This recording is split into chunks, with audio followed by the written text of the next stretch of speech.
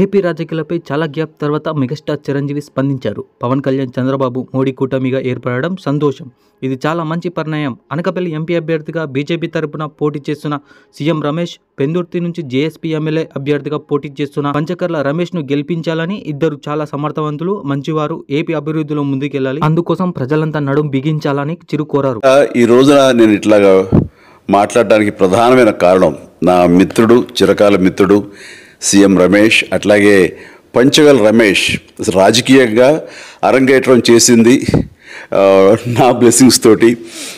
అది తను అలాంటి పంచగల్ రమేష్ అండ్ సీఎం రమేష్ గారు వీరు నాకు కావలసిన వాళ్ళు ఇద్దరు కూడాను అనకాపల్లి కాన్స్టిట్యున్సీలో ఎంపీ క్యాండిడేట్గా, అలాగే పెందుర్తి ఎమ్మెల్యే క్యాండిడేట్గా వీరు నిలబడటం అన్నది నాకు చాలా సంతోషంగా ఉంది. ఎందుకంటే ఇద్దరు చాలా మంచి వాళ్ళే కాకుండా సమర్థవంతులు.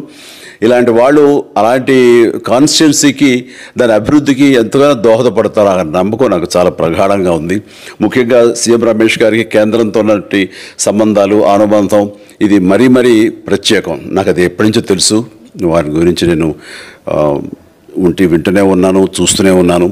అండ్ ముఖ్యంగా ఆ కాన్స్టిట్యున్సీ, అనకాపల్లి కాన్స్టిట్యున్సీ అభివృద్ధికి ఈయన పరిచయాలు, కేంద్రంతో ఈయనకున్న సత్సంబంధాలు ఎంతో ఉపయోగపడతాయి. తద్వారా రమేష్ అలాగే మిగతా ఎమ్మెల్యేలు అందరూ కూడా ఎవరైతే అభివృద్ధి చేయాలి ఆయా ఎమ్మెల్యే నియోజకవర్గాలు అనుకున్నారో అవన్నీ కూడా సజావుగా సాగిపోతాయంటానికి దాని వెనకాల సీఎం గారి కృషి డెఫినెట్గా ఉంటుందంటే ఎలాంటి సందేహం లేదు. అండ్ వీరి నాయకత్వంలో మిగతా వాళ్ళ ఎమ్మెల్యేలు అందరూ కూడాను కలిసికట్టుగా అనకాపల్లి అభివృద్ధికి ఎంతగానో దోహదపడతారు అండ్ రిజల్ట్ చూపిస్తాను ప్రగాఢ విశ్వాసం ఉంది. కాబట్టి వీళ్ళిద్దరి గురించి ఈరోజు ప్రస్తావిస్తున్నాను. మీ అందరి ఆశీస్సులు వీళ్ళకి ఉంటాయని ప్రగాఢంగా నమ్ముతూ సెలవు తీసుకుంటాను. ప్లీజ్ వారిని గెలిపించండి.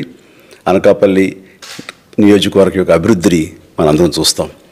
అంతేకాదు, నాది చాలా పెద్ద కోరిక, ఆంధ్రప్రదేశ్ అభివృద్ధి పథంలో ముందుకు వెళ్ళాలి.